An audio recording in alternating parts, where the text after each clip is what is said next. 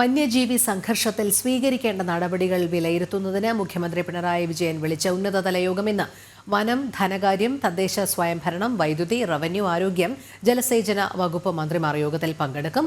മനുഷ്യ വന്യജീവി സംഘർഷം ലഘൂകരിക്കാൻ ഇതുവരെ സ്വീകരിച്ച നടപടികൾ യോഗം അവലോകനം ചെയ്യും. വിവരങ്ങളുമായി പ്രജിത്ത് മോഹനൻ ചേരുന്നു. പ്രജിത്ത്, മനുഷ്യ വന്യജീവി സംഘർഷം ഒരു വലിയ വിഷയമായി തന്നെ സംസ്ഥാനത്തെ ബാധിക്കുന്നുണ്ട്. അതിന്മേൽ ഉന്നതതല യോഗം ചേരുകയാണ്. ഏതൊക്കെ വകുപ്പുകളായിരിക്കും മുഖ്യമന്ത്രിയുടെ നേതൃത്വത്തിൽ ചേരുന്ന ഉന്നതതല യോഗത്തിൽ പങ്കെടുക്കുക?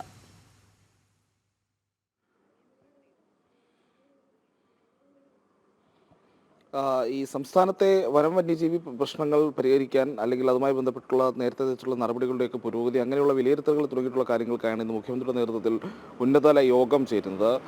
മുഖ്യമന്ത്രിയുടെ അധ്യക്ഷതയിൽ ഉച്ചയ്ക്ക് 3:30 ചേരുന്ന യോഗത്തിൽ വിവിധ വകുപ്പ് മന്ത്രിമാർ, പ്രത്യേകിച്ച് വനം വകുപ്പ്, റവന്യൂ, ജലസേചനം, ആരോഗ്യം, അങ്ങനെയുള്ള വിവിധ വകുപ്പുകൾ, തദ്ദേശ സ്വയംഭരണം, ധനകാര്യം തുടങ്ങിയിട്ടുള്ള വകുപ്പുകളുടെ എല്ലാം മന്ത്രിമാർ ഈ യോഗത്തിൽ പങ്കെടുക്കും. അതോടൊപ്പം തന്നെ ചീഫ് സെക്രട്ടറിയും വിവിധ വകുപ്പ് സെക്രട്ടറിമാരും വനം വകുപ്പിലെ വന്യജീവി വകുപ്പിലെ ഉദ്യോഗസ്ഥരും ഉന്നത ഉദ്യോഗസ്ഥരും എല്ലാം ഈ യോഗത്തിൽ പങ്കെടുക്കുന്നുണ്ട്. എന്തായാലും ഈ ഇതുവരെ സ്വീകരിച്ച നടപടികൾ, പ്രത്യേകിച്ച് ഈ വന്യജീവികളുമായി ബന്ധപ്പെട്ട പ്രശ്നം, വന്യജീവി ആക്രമണങ്ങൾ കഴിഞ്ഞ കുറേ കാലമായി കേരളത്തിൽ വർദ്ധിച്ചു വരുന്നൊരു സാഹചര്യം, ഇത് പ്രതിരോധിക്കാൻ സ്വീകരിച്ച മുൻകരുതൽ നടപടികൾ, ഈ നടപടികളുടെയൊക്കെ പുരോഗതി, പലയിടങ്ങളിലുമുള്ള ഈ ഫെൻസിംഗ് പോലെയുള്ള കാര്യങ്ങൾക്ക് വന്ന വീഴ്ച, ആനമതിൽ നിർമ്മാണം, കിടങ്ങളുടെ നിർമ്മാണം എന്നിവയിലുണ്ടായിട്ടുള്ള പോരായ്മകൾ, ഇതൊക്കെ ഈ യോഗത്തിൽ ചർച്ചയാകുമെന്നുള്ളതാണ് നമ്മൾ പ്രതീക്ഷിക്കുന്നത്. ഈ പല പദ്ധതികളും പരാജയപ്പെട്ടിരുന്നു. അതിനൊപ്പം തന്നെ ഈ യോഗത്തിൽ പങ്കെടുക്കുന്ന പ്രധാനപ്പെട്ട മറ്റുദ്യോഗസ്ഥർ കൂടിയുണ്ട്. ഈ ദുരന്ത നിവാരണ വകുപ്പിൽ അതോറിറ്റി മെമ്പർ സെക്രട്ടറി, സംസ്ഥാന പോലീസ് മേധാവി അടക്കമുള്ളവരും ഈ യോഗത്തിൽ പങ്കെടുക്കുന്നുണ്ട്. അപ്പോൾ സമഗ്രമായിട്ടുള്ള ഒരു യോഗം തന്നെ ചേരുന്നു. സംസ്ഥാനത്തെ വിവിധ വകുപ്പുകളുടെ ഏകോപനത്തോടെ ഈ പദ്ധതികളുമായിട്ടൊക്കെ അല്ലെങ്കിൽ നടപടിക്രമങ്ങളുമായിട്ടൊക്കെ മുന്നോട്ട് പോവുക എന്നുള്ളതായിരിക്കും ഈ യോഗത്തിൻ്റെ ഉദ്ദേശം. പക്ഷേ അപ്പോഴും ബാക്കിയാകുന്ന ചോദ്യം, സംസ്ഥാനത്ത് നാളിതുവരെ നടത്തിവന്ന പ്രവൃത്തികളിലേക്ക് വീഴ്ചകൾക്ക് ആരുത്തരവാദിത്തം പറയുമെന്നുള്ളതാണ്. പലയിടത്തും ഫെൻസിങ്ങിൻ്റെയൊക്കെ ജോലികൾ ആരംഭിച്ചു, അത് പകുതി വഴിയിൽ കിടക്കുന്നു. ചിലയിടത്താകട്ടെ നേരത്തെ നിർമ്മിച്ച ഈ ഫെൻസിംഗ് പോലെയുള്ള വൈദ്യുതി ഫെൻസിംഗ് പോലെയുള്ള സംവിധാനങ്ങൾ പൂർണ്ണമായും തകർന്നു പോയിരിക്കുന്ന നിലയുണ്ടായിരിക്കുന്നു. അങ്ങനെ കോടികളുടെ നഷ്ടം അത്തരം പദ്ധതികളിൽ പോലും സർക്കാരിനും വനവകുപ്പിനും ഒക്കെ വന്നിട്ടുണ്ട്. കൃത്യമായ പരിചരണമില്ലാത്തതിൻ്റെയൊക്കെ അടിസ്ഥാനത്തിലാണ് ഇത്തരം സംവിധാനങ്ങളൊക്കെ തകർന്നു പോകുന്നത്. ആനമതിലുകൾ പലയിടത്തും തകർന്നിട്ടുണ്ട്. നിർമ്മിച്ചിരുന്ന കിടങ്ങുകൾ പലതും, ഈ വനാതിർത്തിയിൽ നിർമ്മിച്ചിരുന്ന കിടങ്ങുകൾ പലതും അത് നികന്നു പോയ സാഹചര്യമുണ്ട്. അങ്ങനെ ഒരുപാട് കാലത്തെ തുടർച്ചയായി വന്നിരുന്ന ഈ വിഷയങ്ങളോട് വന്നിരുന്ന അവഗണനയും വനംവകുപ്പിൻ്റെ വീഴ്ചകളുമാണ് സംസ്ഥാനത്ത് ഒരുപക്ഷെ ഈ വന്യജീവി സംഘർഷങ്ങളിൽ ഇത്രയധികം മനുഷ്യർ ഇല്ലാതാകാൻ കാരണമായിട്ടുള്ളത് എന്നുള്ളത് പറയാതിരിക്കാൻ വയ്യ.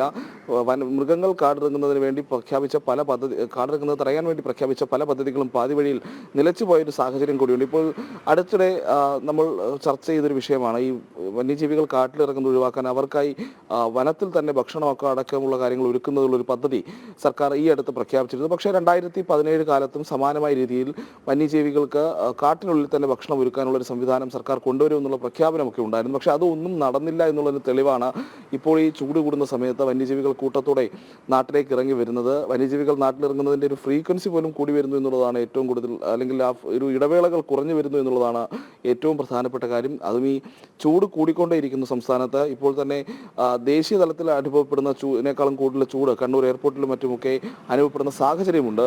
അപ്പോൾ കുറച്ച് ദിവസങ്ങൾ കൂടി കഴിയുമ്പോൾ മാർച്ച് ഒക്കെ ആരംഭിച്ച് മാർച്ച്, ഏപ്രിൽ, മെയ് ആ ഒരു ഘട്ടത്തിലേക്ക് എത്തുമ്പോൾ കൂടുതൽ ചൂട് കൂടാനും വന്യമൃഗങ്ങൾ കൂടുതലായി നാട്ടിലേക്ക് ഇറങ്ങി വരാനുമുള്ള സാധ്യത തന്നെ നിലനിൽക്കുന്നു എന്നുള്ളതാണ് ഈ ഘട്ടത്തിൽ വിദഗ്ധരടക്കമുള്ളവർ വിലയിരുത്തുന്നത്. കാരണം വെള്ളത്തിൻ്റെയും ഭക്ഷണത്തിൻ്റെയും ഒക്കെ അളവ് വനത്തിനുള്ളിൽ വലിയ രീതിയിൽ കുറഞ്ഞു വരാനുള്ള സാഹചര്യമുണ്ട്. അപ്പോൾ കൂടുതൽ മൃഗങ്ങൾ കാട്ടിലേക്ക് ഇറങ്ങാനും ഇത്തരത്തിലുള്ള വന്യജീവി സംഘർഷങ്ങൾ വ്യാപിക്കാനും സാഹചര്യം ഉണ്ടാകും. അത് തടയാൻ സംസ്ഥാന സർക്കാർ എന്ത് നടപടികൾ ഇനി സ്വീകരിക്കും എന്നുള്ളതാണ് നമ്മൾ കാണേണ്ടത്. പ്രത്യേകിച്ച് ഈ യോഗത്തിൽ അത്തരം നടപടികളിലേക്കുള്ള തീരുമാനങ്ങൾ ഉണ്ടാകുമോ, ഇതുവരെ നടത്തി വന്ന പദ്ധതികളിലെ വീഴ്ചകൾ തുറന്നു സമ്മതിക്കാൻ സർക്കാർ തയ്യാറാകും. അതെ, പക്ഷേ അത് തന്നെയാണ് ചോദ്യം പ്രജിത്ത്. അതായത് മനുഷ്യ വന്യജീവി സംഘർഷം ലഘൂകരിക്കാൻ ഇതുവരെ സ്വീകരിച്ച നടപടികളൊക്കെ യോഗം അവലോകനം ചെയ്യുമ്പോഴും സർക്കാരിന്റെ തന്നെ വകുപ്പുകളാണ്, അവർ ഒരിക്കലും വിമർശനങ്ങൾ നടത്താനുള്ള സാധ്യത കാണുന്നില്ല. അതുകൊണ്ട് ന്യായീകരണങ്ങൾക്കായിരിക്കും കൂടുതൽ അവിടെ ഇടം പിടിക്കുക. അങ്ങനെ മുഖം രക്ഷിക്കൽ തന്ത്രം മെനയുക തന്നെയാണോ ഇത്തവണയും പതിവ് പോലെ? ഈ പ്രശ്നങ്ങൾ ഉണ്ടാകുന്ന സമയത്ത് ഈ വന്യജീവികളുമായി ബന്ധപ്പെട്ടുള്ള സംഘർഷങ്ങൾ ഉണ്ടാവുകയും മനുഷ്യരുടെ ജീവൻ നഷ്ടപ്പെടുന്ന സാഹചര്യത്തിൽ സർക്കാരിൻ്റെ ഭാഗത്തുനിന്നൊരു അപ്പോഴത്തെ ഒരു നഷ്ടപരിഹാരം പ്രഖ്യാപിക്കുന്നതടക്കമുള്ള ചില നടപടികൾ ഉണ്ടാകുന്നതിനപ്പുറത്തേക്ക് ശാശ്വതമായി ഈ പ്രശ്നം പരിഹരിക്കാൻ ഒരു ഇടപെടലും ഒരു സംസ്ഥാന സർക്കാരും കേരളത്തിൽ നടത്തിയിട്ടില്ല എന്നുള്ളതാണ് നമ്മൾ എടുത്തു പറയേണ്ട ഒരു കാര്യം. മൃഗങ്ങൾ വേനൽക്കാലങ്ങളിൽ നാടുകളിലേക്ക് ഇറങ്ങി വരാനുള്ള സാധ്യത എല്ലാ കാലത്തും ഉണ്ട്. അത് മുൻപരിചയമുള്ളതാണ്. ഇതിൻ്റെ ഈ നിലവിലത്തെ ഈ കാലാവസ്ഥ മാറ്റം അടക്കമുള്ള കാര്യങ്ങൾ വെച്ച് വിലയിരുത്തുമ്പോൾ അത് കൂടുതലായി സംഭവിക്കുമെന്ന് മുൻകൂട്ടി അറിയേണ്ടത് വനം വകുപ്പാണ്, അല്ലെങ്കിൽ മുൻകൂട്ടി ചിന്തിക്കേണ്ടത് വനം വകുപ്പാണ്.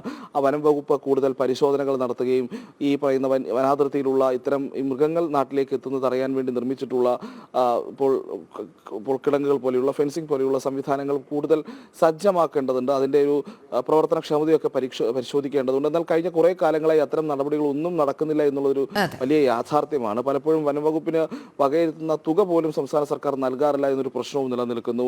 വാഹനം വാങ്ങാൻ പൈസ നൽകാറില്ല, വാഹനത്തിന് ഇന്ധനം അടയ്ക്കാൻ പൈസ നൽകാത്ത സാഹചര്യമുണ്ട്.